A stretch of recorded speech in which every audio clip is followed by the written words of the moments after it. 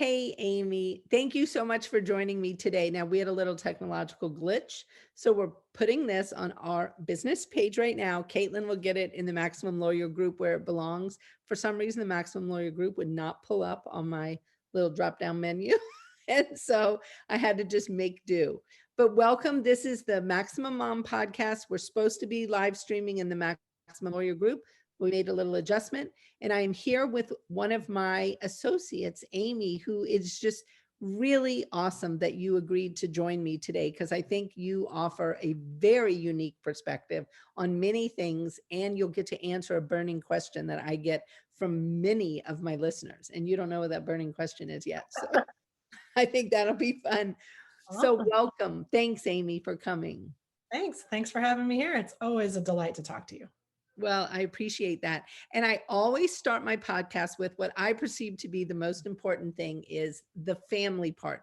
As you may or may not know, this podcast is all about being a mom, a lawyer, and an entrepreneur. And so one of the things that obviously we talk about is the mom part a lot.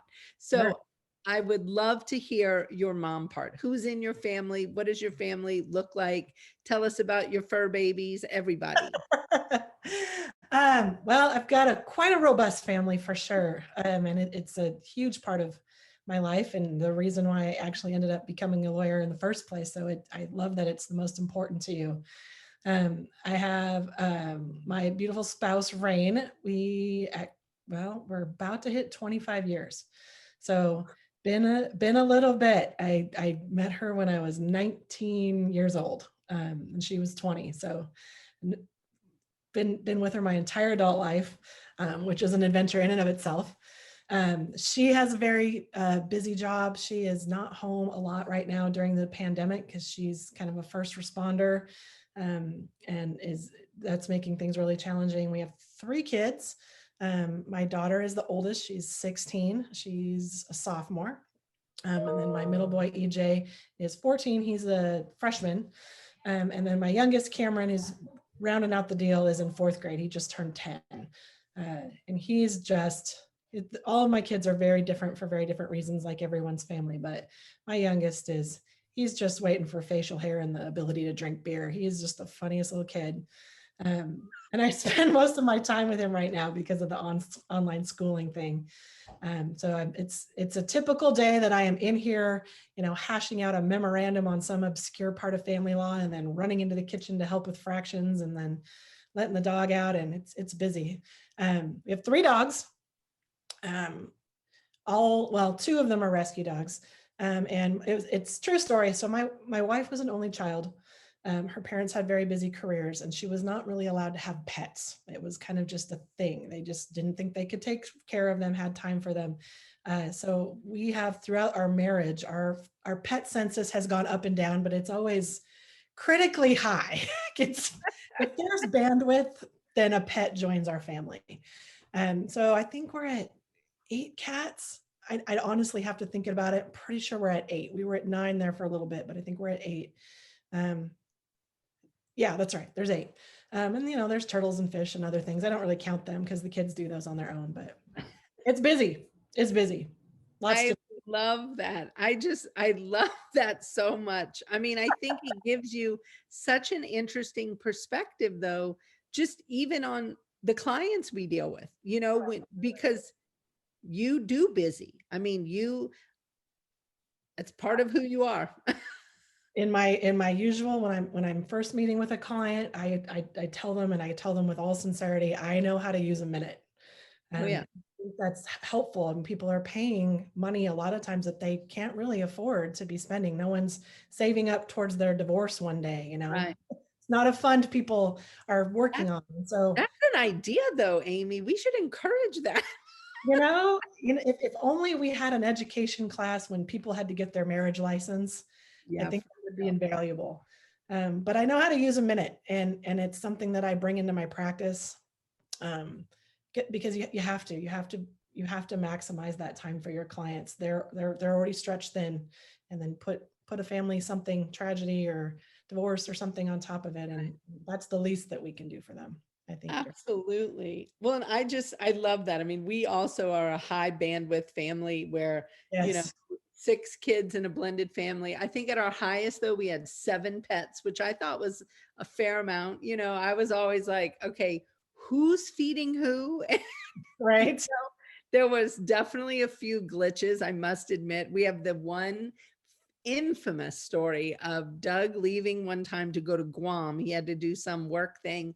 And so I'm there with the kids, the pets, and one of the sons had surgery. So he had knee surgery, which Oh, he had no. a lot of knee surgery. So I think it was knee surgery number 2. So, you know, by then we were getting a little bit good at it, but we weren't as professional as we got later. But so Mm. there we are. And all of a sudden our dog is missing. One of the dogs is just gone. We have no idea. And and then I figure out the gate had been left open. And so the dog had just walked out of the gate. So I mean, we are freaking out, freaking Sure. looking for this dog. I mean, we are running through the neighborhood.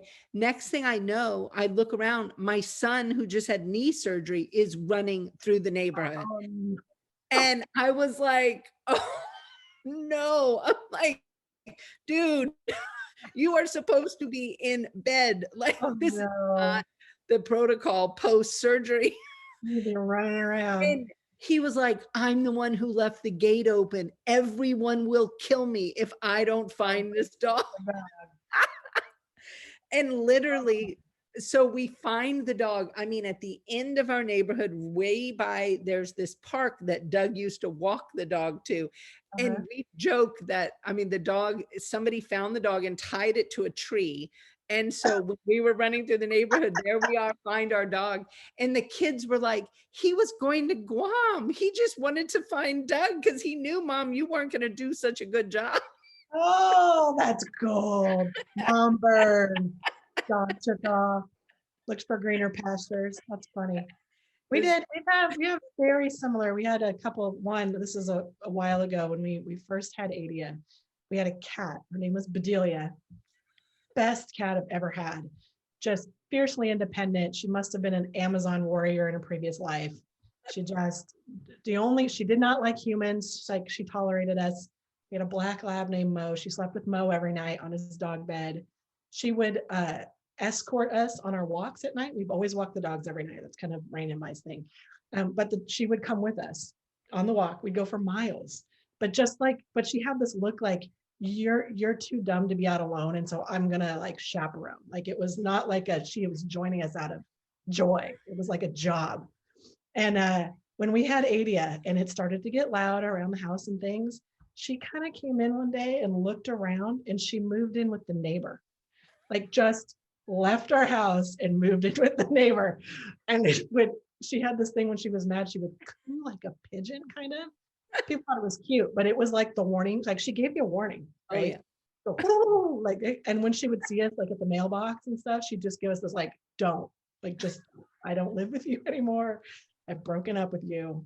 It was like a divorce of the cat. She did. And when we left, when we had to move, the neighbors were nervous that we were going to want our cat back. And we were like, she picked you. We respect that. She now lives with you. So That is hilarious. that's the only pet we've ever had that's consciously made a decision that our family was not working for it anymore and like chose to leave. All the other ones are very happy. But yeah, still Oh best my gosh. I think pets are some of the most humbling things to have around. Like I just find pets to be so helpful for my mental health in all. I mean, there's times when I'm dealing with clients and I'll just talk to my dog or my cat and I can like really talk through things. Sometimes, you know, we have one of those dog that does that twisty head so much. And so I'll be telling her these really important things and she's like, you know, and she'll really twist her head. Like, oh my gosh, Maya is really listening to me. That's right. Thank you, Maya. Made me feel better. Such a beautiful thing. I love that. Well, tell us a little bit about your lawyer part. Like, how long have you been practicing law? What do you love about family law? What do you hate about family law? Oh, sure. Well, how long's your podcast? There's a yeah, I went to law school a little later in life.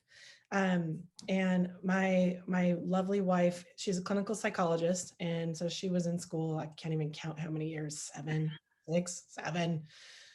So we kind of swapped. So she went first, and then we started adding babies to the brood. And then I I am a maximizer of time and efficiency. So my goal is, how will I always have the maximum amount of time with my family, um, and make enough, like be able to maximize my hourly income so that I can like push that down as much as I can, but also have ultimate flexibility and be able to work as long as I can. And then of course, with our responsibilities and children and things, I'm like, how can I work like basically into like my old age? Because retirement's not a thing for people my age. It's just not, that's a dream that sailed in the last generation. And so law school was something that I wanted to do for my family, really. Right. I wanted to pick something that I thought I could help people. I really was looking for a nexus of how can I maximize my effectiveness in my community, but also have time with my family. And law was the perfect intersection of those things for me. Yep. Um, I worked at Seattle University a long time ago. I like worked on campus. I was worked in the events, and so I was actually there. I was one of the people that helped bring the law school from University of Puget Sound, where it was purchased ad hoc, up to Seattle and help it open that building. And so I knew when I was ready to go to law school, that's where I was going to go. Right. Um, and I, this isn't really with a question that you asked, but when I was getting ready to start law school, Rain was pregnant with our third child. And I was like, this is perfect. Law school will be 3 years, maybe 3.5 if I got to work in some divorce prevention timing in there, which ended up happening. And then he'll be ready, like finishing up preschool, heading into kindergarten, and I can start practicing. And that actually worked out pretty good. I mean, there was some pain. I figure, 3 kids, Rain's babies don't sleep. So I was already not sleeping anyway. I'm going to be up all hours of the night. I don't want to get through that period of my life and have things start to improve and get better and then go to law school. I'm just crushing the pain in, baby, all of it at once. We actually have a great picture of me with, I just had law school's reading, right? I mean, 99% of it's reading. Yeah. And there's pictures of me all over the house doing these just funny family things. And there's a law book like propped up. Or the the iPad's propped up with my book, but like literally like shampooing a kid's hair with my head over, like reading whatever case I was working on. There's a picture where I'm at the art table upstairs. The kids had a huge art table, and my books are on it. And there's art supplies and like Dr. Pepper cans, and one of my kids is like kind of like passed out like halfway on like the napping chair, and the baby is like wrapped up like a papoose and in the dog bed, because our dogs are big, like those big beds. The baby's like asleep, and that was our lives for 3 years. But we all survived and we got through it. So it worked. I enjoy school. I love school. If I was independently wealthy, I would just get degree after degree after degree. The world is such an amazing place, and there's so much to learn. That's what I would do. I would rehab old houses, and I would go to school if I was. That is awesome. I had I money. love that.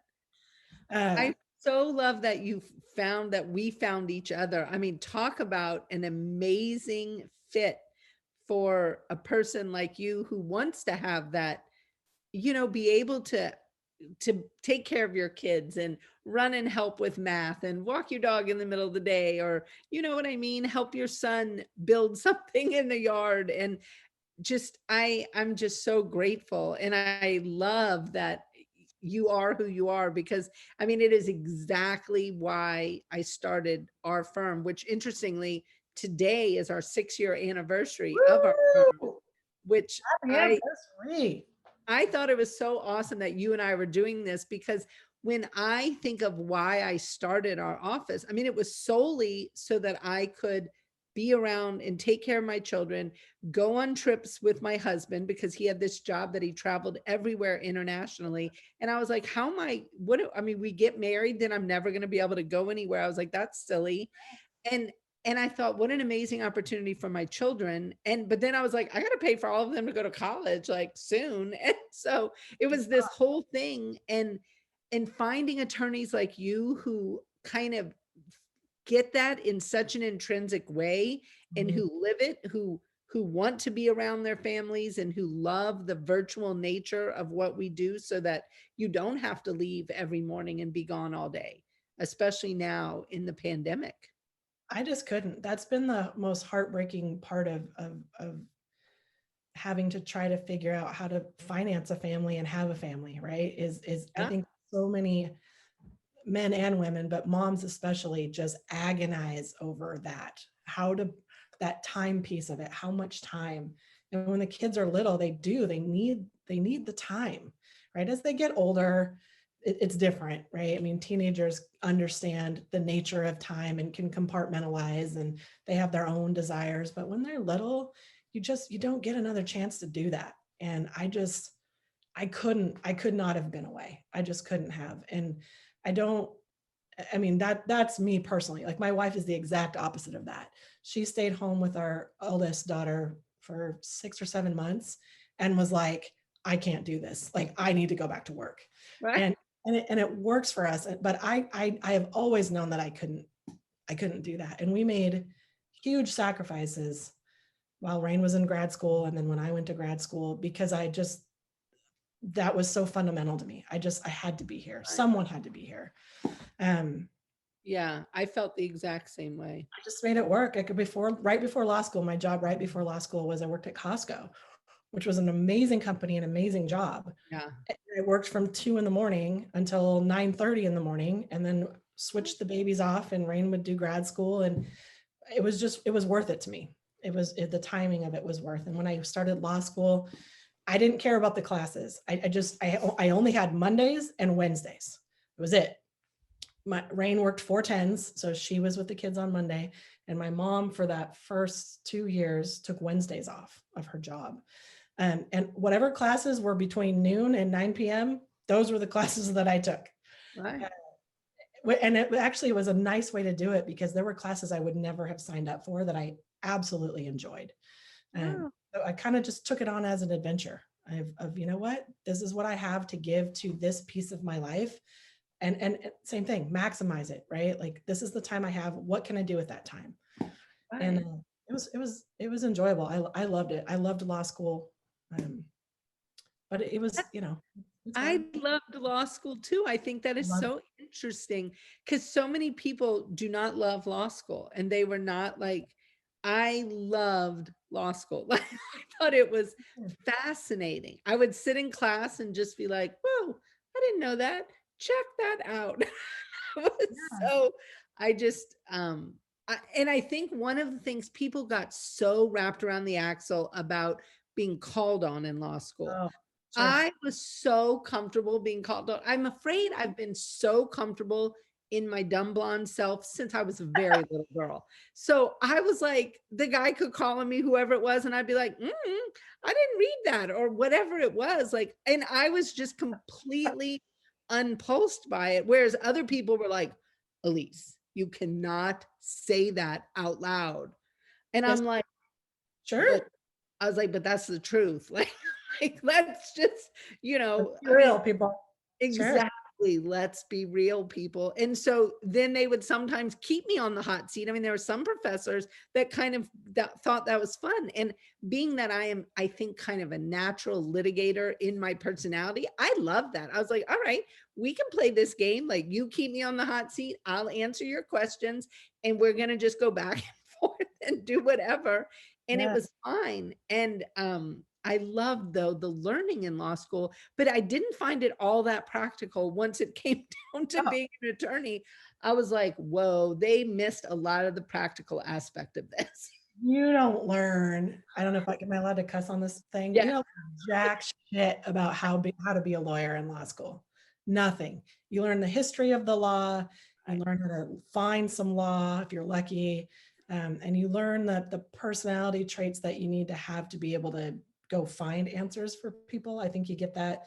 The Socratic method's good for that. Which, by the way, I think moms do great with Socratic method because bring your question. I'm not afraid of your question.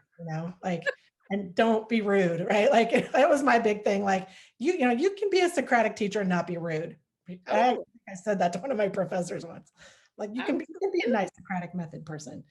You really can. But I don't know, something about that whole process, I think helps shape who you kind of have to be. Like, because, especially I think for family law, like getting pummeled like that, that's Oh a yeah. pretty daily experience as a family lawyer. And you have to be able to build up a tolerance for some of that. But in terms of practicing, you learn nothing, just Nothing. nothing, nothing.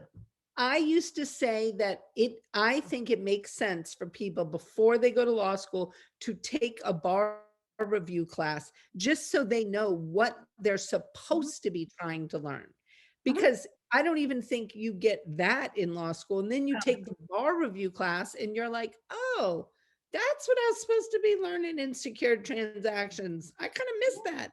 And mhm. you know, it was I found the bar review class to be more interesting as far as understanding what the practical aspects were. But that was interesting because obviously the whole bar exam is about knowing nothing and spotting every issue known to mankind. But Sure. y- you don't need to, well, at least I took all essay bar exams, except I did take one multiple choice in Minnesota. But in the essay exams, I mean, it was all like, could you spot the 2001 issues? You don't have to know how to resolve any of them because Oh, Lord knows what the resolution would be, but you just had to be able to spot them all, tell them all what the, different, the tests were, like what are the factors you would look at in all the things. I was like, oh, I can find questions galore. Like, sure. Sure. but getting any answers out of law school is just not even a thing. Oh, no. And it used to be a million years ago, law was, it was an apprenticeship. And Right.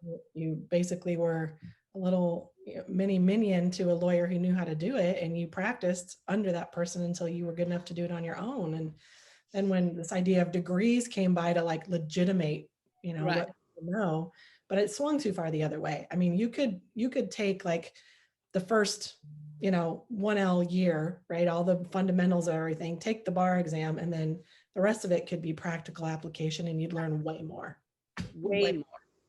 Yeah, sure. I clerked for a federal judge for 2 years right out of law school, and that was super helpful. Like, I felt like that was much like that kind of apprenticeship because you are literally hooked to this jurist who, you know, hopefully has knowledge and that quest for knowledge and is always looking into things. And we would have these, I mean, knock down, drag out things where we would go over motions and we'd have to go every Sunday night and we'd go over our motions and lemonade before trials on Monday. And I mean, we would like be in war with each other. I'd be like, no, this should be denied. And he'd be like, no, and then we'd be in there whipping out our Westlaw and, having like kind of battles of the research. And it was pretty interesting. And I found that I learned so much practical stuff from him. And just I mean he is a brilliant human, and I just found like that all that intellectual rigor was really helpful. And he was a new jurist, which was so beneficial Sure. because he's really trying to be and learn and do the right thing, because he had come up obviously as an attorney, he'd been an attorney for 30 years. And it was wonderful to watch somebody learn to switch off that advocacy and be the one, in that neutral position, like evaluating all the different things and making a decision. I felt like I learned so much about how a judge thinks, which was super helpful. Super helpful. And that's something that I would love to see more of in family law in general. I just, that it's, there's so much law missing from family law. Especially when you get into superior courts that, you're hearing the same kind of cases in and out, and it ends up being about that particular case. And so much ends up being this kind of gut call. I mean, I don't think any jurist would ever admit that, but they really are kind of making a gut call about the character of your clients, which of course is important in family law, but where's the law piece of it, right? I mean, there's been times where I've had either motions for revision or even like establishing a parenting plan. And the first thing that I've always done, go to the statute. What is it they're supposed to evaluate to make a parenting plan? Right. But a lot of times when, especially an oral argument, if you're actually arguing to the law, you've wasted your client's time because that's not what they want to hear.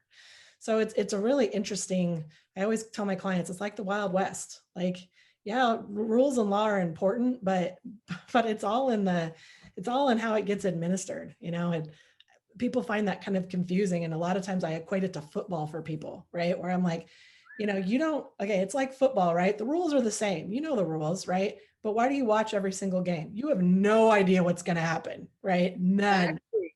Every family law case is like that, right? It's just, I can't tell you the outcomes just because I know the law. And you can in other areas of law. You really can. Absolutely. Insurance law, you know what's going to happen, right? And that's why I'm just practicing family law has ruined me for any other area of the law, just because of that extra piece. You really do have to be on your feet. You have to know your client. You have to remember their goals. You have to keep them in mind, because that's what, maybe rightly so, maybe not, but that's more important, I think, sometimes than the actual stuffy case law. Right. Well, and I think the other added piece in family law that's so fascinating is the court's overriding goal of the best interest of the child and Mhm. trying to explain. I mean, I love those cases where really both parents don't have the best interest of the child at heart, Sure, pretty obviously. And sure. the court literally is looking at two attorneys arguing back and forth. And then the court is like, I'm ignoring all of you and we're jettisoning everything that has just been said. And they're like, the best interest of the child, and this is what I'm going to do. And obviously that's sometimes stunning, I think, to parents to watch that happen, because they're like, whoa, how did we both just get kind of lost, and the judge is doing something completely different. And I know as a guardian ad litem, I mean, oftentimes I feel like I stand in that place where, I'm encouraging a judge to like ignore all of this, like let's focus on what this child needs, because this child is falling through the cracks in such a big way. And I find family law, those psychological dynamics, to be fascinating and to watch them in action, especially in a courtroom, because it's like, okay, I'm gonna go drop a little hand grenade now in the plan that your attorneys have crafted. And it's so necessary, and it's interesting, even since I've really started like focusing solely on family law. That was about 2014. um, it's been interesting to watch the courts as this kind of 50-50 parenting plan idea has become more mainstream, I guess. And that best interest of the child, I think about that, and I struggle with that a lot, because a lot of people now, and some jurists as well, are like, that's almost the default. Like, we're going to assume that that's the best for the child and then work backwards. And then you have some old school jurists who are the other way around about it, right? And it's interesting to see that kind of play out. And I struggle with it as an attorney, with parents who, when your clients are, I want the maximum amount of time with my kid, and having conversations about, okay, well, but what does that mean? Quality time, quantity time, Right. why? um and Overnights versus awake and, time. and that's another huge disservice, I think, that happens in family law now. And I think some of it's technologically related, about counting overnights. Like, I get we have to count time somehow, right? But overnights, I feel like the technology has come far enough where we don't need that anymore. And Exactly.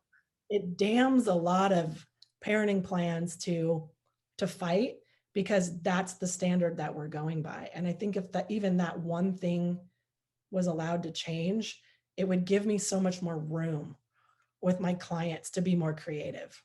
It is, I mean, it is the hugest thing I think that needs changing, is that battle over the numbers of overnights and how it's tied to child support. Sure. Because it's like, seriously, so many parents, I think, if Yeah, they actually sat down, minus the money fight and the money elephant in the room, sure. could come up with a parenting plan that actually serves the child's best interest. And Absolutely. then let's work out the money piece completely separately, looking at income and reality of expenditures. And then let's go forward. And the child then, in my mind, they've got the best parenting plan that serves them emotionally, physically, academically, all the things they need. And then the financial pieces overlaid. And I think it's insanity that we have it tied. I think it creates conflict. And I think it just simply creates parenting plans that aren't developmentally appropriate often. Not at all. And they're not responsive to people's lives now. Right. And the hours people are up and the hours where people are working and what's happening with kids in school, like there's no way for our current parenting plans to be responsive to that. I agree. I Really agree. when you have those overarching things in the back of everyone's mind. And it's hard. I mean, I always tell people we're kind of the family lawyers are kind of can be equated to car salesmen in and of that we are in the section of population that's already skewed to conflict, right? Like the people that are divorcing, I call them the kumbaya divorces, and I mean that with utmost love and respect in my heart. We never meet them, right? So there are people out there who have agreed between them because there's still enough love and respect there to say, okay, yeah, those standards, those aren't going to work for us, so we're going to do this, and they're the most effective, right? Absolutely. But we never meet them. So we're already starting in a situation where communication is not there. And given these kind of sticks and twigs, and we're trying to make fire in the rain for people, and it can be done, right? But it could be a little easier.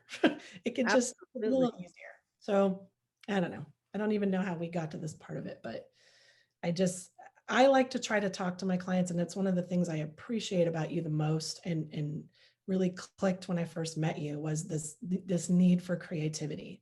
And raising my family the way I'm raising my family, I know if people are motivated towards creativity, you're going to come up with something that's going to work. Completely. You I really mean, are. and to me, it's kind of the secret sauce of life. To me, I think of my creativity and my ability to think outside the box. And I look at the things I've done with my own family and children, and I mean, some weird things, let me tell you, but it's what worked, and it's what we needed at the time. And if I had just done this is the normal approach, we're going to stick with this normal approach. I mean, I'd have a few kids, we'd have been banging our heads against the wall for years. And Agreed. yeah. Okay, now the burning question I have to ask is Right. because I have to ask you, and you are free to give the nitty gritty, down and dirty, horrible answer. But I've had people say, okay, Elise, you have to have somebody from your office on this, and then we must know what it is really like to work with you. So you can give the whole hot mess. I mean, you are free to just say the real deal, because I think that I, I want people to, one of the things that in this podcast and in reaching out to our community is, people, they'll be like, oh, your firm has done so well. Your firm has succeeded in the pandemic. And it's like, well, yeah, but it's been a hot mess too. I mean, and as we know, and I mean, there's been a lot of struggles that we have to overcome and we have to get through. And so, I mean, tell us just a little bit about what it is like working in a virtual firm and, working with people who you've not met face to face and you deal with on Slack or, at a Christmas party or whatever. Yeah. It, I, I gotta say, I mostly love it. And I'm being absolutely 100% honest. And part of that I think is unique to me, and part of that I think is unique to how this fits in, just in how I want to raise my family, and part of it's unique to you. And uh, it sounds like you got asked this kind of teasingly, but I've got to say, I mean, one of the best things that happened to me last year was meeting you, and getting to hear someone who so clearly cares about the people first and the job second. And that doesn't mean that everything always works out perfect and it's roses every day, but you can get through most things that way. You can. And having respect for people and compassion for people's situations, um, it's the ball game. And the hardest part I think is the firm goes forward and gets bigger. is going to be to how to balance that with boundaries. And Totally. because the working world still has to, there's still things that have to, bills have to get paid, right? And so how do we do that and maintain our care for each other? um, that is something that I would happily work for all day and night. And I think that's part of it too, is right before this job, I worked at a firm. I loved it there as well. Had no complaints. But there's just this extra, I don't even know how to put it into words. I'm kind of fumbling for them, but you just emit this compassion that is just needed. It just, in the world in general, it's needed in family law, and it's needed for moms who are trying to work and raise families. And you can do both. It's not easy. It's never going to be easy, but to work for someone who understands that is just so relieving. And to know that there's flexibility there if I need it. But also knowing that that means that, 110% has to go in to keep it working. Right. Yeah, it's a balance. It's an interesting balance. It is, but I would rather struggle with that balance than just making money that Oh, just not satisfying, and I could struggle all day long with trying to balance out work and my family, as long as I've got someone who gets that that's the goal, right? And totally. it, the virtual thing can be really challenging. Mhm. I love it, frankly, one, because I hate wearing dress clothes. So this has been fantastic. Hope I don't even like, if court ever goes back to like in person, I'm gonna have to, I don't even know what's gonna fit, what's not gonna fit. Like, I don't know if I could find my suit right now. I'm sure it's in a closet somewhere. That part's amazing. I love that part so much. I'm very introverted. So now that I've met everybody, met in quotation Right. marks, easier, but I will say when I first started working in a virtual environment, my anxiety, I had to work on my anxiety. And that's because I get so much of my cues about whether or not I'm making a solid connection with someone from being in a room with them and Sure. just being able to read their cues. Um, that connection to me is really important. I mean, that sometimes too important, I think. And it's been interesting to do that in a virtual setting. I think it has helped because the pandemics, people's expectations are different now. Mhm. And I hope they never go back to the way that they were, because people have just really figured out, I think, that this can be technology can be an incredible tool towards Incredible. Yeah. being with your family, right? Um, but it, I, I'm trying to think if there's a downside or something awful about it. So far, I haven't hit one. I mean, I've got to be honest. I think maybe the technology piece, I got to say that that's a little bit more of a struggle. I mean, I was very spoiled in my last job where I could, there was a technology person on site, because that's my biggest deficit. I, I'm like an old lady gardener in my mind. Like, technology is the furthest thing away from what I'm good at. So, but then when I figured out my teenagers could help me, then I was better. So they come in and help me fix stuff all the time. Yeah, I have to use my son too. And Mike, we have an IT guy who unfortunately is so used to my stupid questions. I'm just like, here I am again, Mike, with another one. Um, but he's so patient, and hopefully you've been able to use him because he is very patient and kind, I find. Oh, he's a And great guy. He's yeah, absolutely a great guy. It's weirder just for me to do it in a oh, virtual setting, right? And one of the now that I'm thinking about it, the other struggle I'm kind of have been having, I'm better about it now, is with my job always so accessible. I'm actually working more than I would probably have if I was still downtown in an office. And so I've had to be better about my time, like off logging, like leaving my phone on my desk totally. to turn it off, because it's just always there. And that's an amazing positive, but it's also something I have to be cognizant of. Absolutely. I think we all do. I mean, that is something I know I've learned to try to keep my phone out of my bedroom. When I go to bed at night, I leave it somewhere else. But then there's the struggle of, what if my kids need me? So, but we have this deal that if they need me at a certain times at night, they would call Doug's phone, because Doug just doesn't have, excuse me, the same level of, people bothering him. Sure. So he can bring his phone into the room and it's not as much of a thing. But yeah, I really, it's so good to hear that you see the value in the fact that we do care about our families and we care about our team's families, to the point where, I mean, it is so critical to me, and why I started our office and what I want to accomplish is, working in a law firm just should not suck. I mean, bottom line, it should be a very rewarding, great job where you can use your intellect, you can be challenged, you can help people, you can have great rapport with coworkers that are very intelligent, interesting people, and you can be a great mom, be whatever it is you want to be somewhere else, but you can be your best self in all the different settings. And I feel like that is one of the big things that, at least when I was coming along as a lawyer, I mean, I did insurance defense. I mean, we billed 2,400 hours a year. Like, that was just standard. I mean, I did insane things to try to see my children during their waking hours, Mhm. because, I mean, I had to go to work at 3 in the morning so I could be there when the children were awake. Because otherwise I would get there when the children were sleeping, and you Yeah. know, I mean, I never saw them. And I was like, well, why did I have children?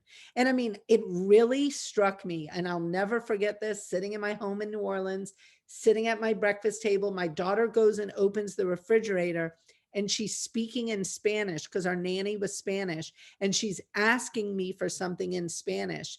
And I had no idea what she was asking me. And she started melting down. And this was like, I don't know, maybe 9 o'clock at night. And I mean, she probably shouldn't have still been awake. I mean, there's all kinds of issues, but I hadn't seen her, I didn't get home till 7:30, blah, blah, blah. So I literally called my nanny and put her on the phone so that Katie could tell her what she wanted, so I could know what she wanted.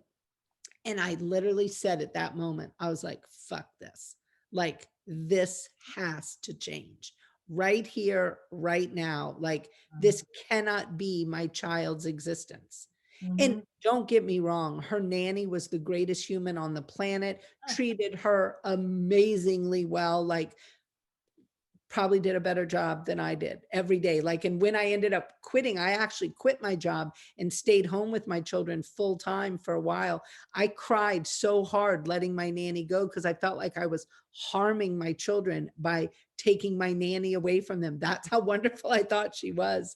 But I just thought, this is crazy. Like, I've got to be able to be here for my children. And then I stayed home with them for a long time, a good decade. And when I came back, was going through divorce, the whole bit, I realized, I was like, I'm being asked to choose between being a good mom and being a good lawyer. And I mean, it was clear as day. I would get these job offers, and it was a choice I was being asked to make. And And I thought, there's no way I can make that choice. Like, in my mind, there was no choosing. I mean, I was like, I'm just going to be flat broke and I'm going to stay a good mom. Like, I mean, that was where my heart was. And so I became very committed to, there has to be a way to be both. You've got to be. there is, and There it part of is. it is giving up that ego prestige piece of a lawyer, right? And I think some of that is switching generationally, which I find incredibly relieving. Of like, people don't necessarily want the high-rise corner office anymore, right? They want flexibility, and I think it's the direct result of children that were raised with parents who had to make that choice, Mhm. and everybody in doing the best they can. But I, sometimes I think when I take that 10,000-foot view, and my wife will attest, I go on my sociological rants. Um, my undergrad was in sociology. We have made a society that does not support families Right. Oh, at for all. sure. Like, you cannot, even just the basic statistics about, you know, in the 1950s, on average, families spent about 20 hours a week altogether. Right. And now it's less than 5. Yeah. You cannot sustain a marriage. You cannot parent your children on 5 hours a week. That's just unbelievably awful. And Yeah. people are struggling to balance things. And it's just, it, it takes someone like you and a lot of people in this new generation to just reject the basic premise that it has to be the choice, right? The answer is Right. just, I say no to you asking me that question. And there are ways to do it. And I remember being on the playground with lots of moms. You go drop your kid off in the morning and you go pick your kid up in the afternoon. And a bunch of us, I mean, you would have never known, but there was a whole bunch of us that were lawyers, right? We're in our sweats and nobody's done their hair, and you've got, your kids' lunch on your shirt and stuff. And that women weren't practicing because they just, they couldn't. And I think the kind of tool that you're making, right, which is how much do you want to work? How do we set a salary that makes sense with how much you actually have to give to your job right now? And it might go up and it might go down as your time changes and your children age, but it can be done. It can be done. Well, in listening to your law school story, it even gives me further just oomph that we are headed in the right direction in that regard, because like you had Monday and Wednesday and that's what you gave. And sometimes we're going to find lawyers to work for us who they can only give Monday and Wednesday, but they're going to give 150% on Mondays and Wednesdays. And our clients will benefit from that. And I don't have to then shun them because somehow they don't fit into some salary scheme that is easy. Because one, that person 10 years from now could be my best Monday through Friday attorney when their children are gone and out of the house. I mean, Absolutely. who knows? Who knows? I mean, maybe they've gone somewhere else, but they're going to be a major sponsor of our whole idea of we did support them for their Monday and Wednesday, hours. And I think that matters so much because I think the talent that is out there in the world for female lawyers is just unbelievable. And it gets missed. I think it gets missed so much because of owners and law firms who just will look at things the way it always has been: 9 to 5, Monday through Friday, stick on your suit, show up at the office. And I just think that is a bygone era that, I mean, in my mind, we should just be kicking it to the curb. And I think this pandemic is going to be, I am so hopeful that this pandemic is going to be the true transformation women need and the law industry needs to see, that we women can rock the hell out of our roles. Give us the freedom, give us the flexibility, give us the tools, and give us an atta girl every so often when we're up at midnight, burping a baby, writing a brief, making sure the other kid's birthday party is planned the next morning in pandemic fashion. And you're golden. Yeah, it can be done. That's another thing I love about what you're doing is, and I think will be helpful, is trying to switch to more of like a team model and getting away from one client, one attorney. That is not a system that I think moms can adhere to and be able to sleep at night. Totally. I really don't, because ultimately, I mean, if you're the attorney on the case, that is your case, right? Everything falls to you. It's your license on the line. But if you have a team of attorneys and you're going to have a busy week, or like for instance, we were just talking about this, my kids are going to have 2 weeks off in March, Right. And so I'm already looking at my calendar and trying to figure out how to make that mostly writing time, right? Like either prepping for motions or things where I'm not going to have to be, my attention is going to have to be elsewhere, and I can move those writing pieces around. And it can be done with practice. But if I had, if there was another attorney in the firm, and we have them, right, who can be like, oh, well, you know what, if you have to make an appearance on that week, I'll just make the appearance, right? And normalizing that for our clients. And that's harder because, that you need that trust there. But if they're trusting us as a firm, I think we can do that. but it's going to take an immense amount of trust for us to have in each other. And that will be an interesting journey, I think, to Well, see how tight we can make that. And I think we and I can. think that is part of also when you think of firm-wide training so that things get done systematically where everyone has the same knowledge, the same expertise, the same ability to cover, where, Mhm. yeah, I mean, that'll be interesting for you and I to talk about. There's always so many things you and I can talk about. I love that because the improvements that can be made, um, are just, I mean, I see so many things that we can improve upon. And I love working with other team members who are as engaged with the idea of making it work because Mhm.